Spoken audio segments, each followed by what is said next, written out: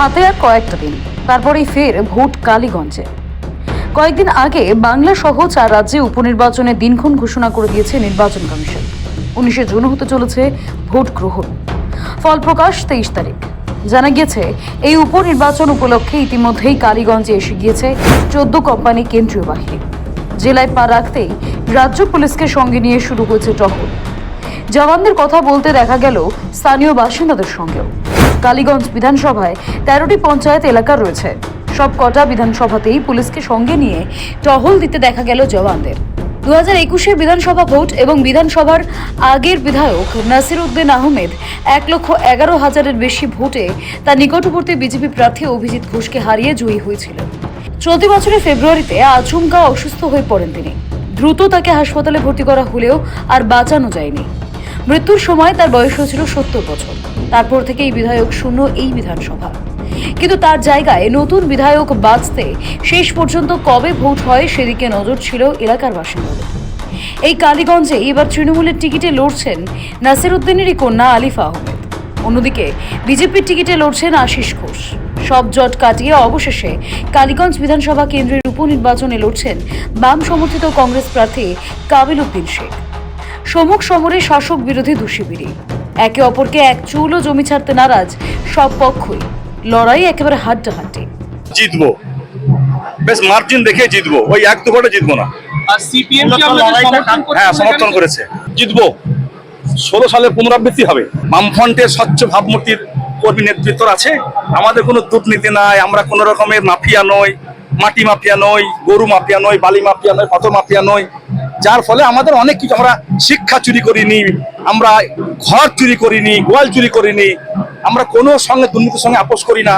এটা আমাদের পুঁজি, এটা আমাদের মূলধন। এই মূলধনকে নিয়ে আমরা এগোবো এবং কালীগঞ্জে যে আকড়া তৈরি হয়েছে শয়তানির, 2 নম্বরীর, সন্ত্রাসের, সেই আকড়াকে উপড়ে ফেলবো।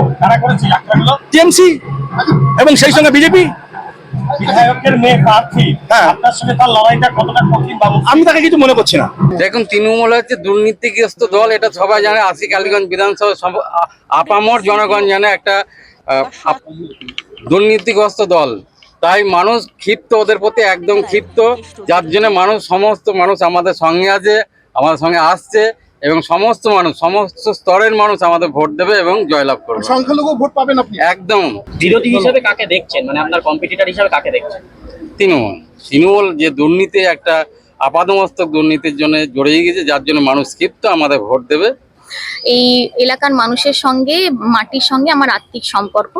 আমি বিজেপিকে কমেন্ট করছে তাতে কনসেন্ট্রেট করতে চাই না। আমি আমার প্রচারে মনোনিবেশ করছি, মানুষের কাছে যাচ্ছি। মানুষের যে আবেগ, যে উচ্ছ্বাস, তাতে আমি নিশ্চিত এখানে কংগ্রেসের কোনো জায়গা নেই। আমরা বিপুল ভোটের মার্জিনে জয়ী হব। দেখুন, কালীগঞ্জের বিগত দিনের আপনারা ইলেকশনের যদি রেজাল্ট দেখেন, আমাদের এখানে মূল প্রতিপক্ষই হচ্ছে বিজেপি।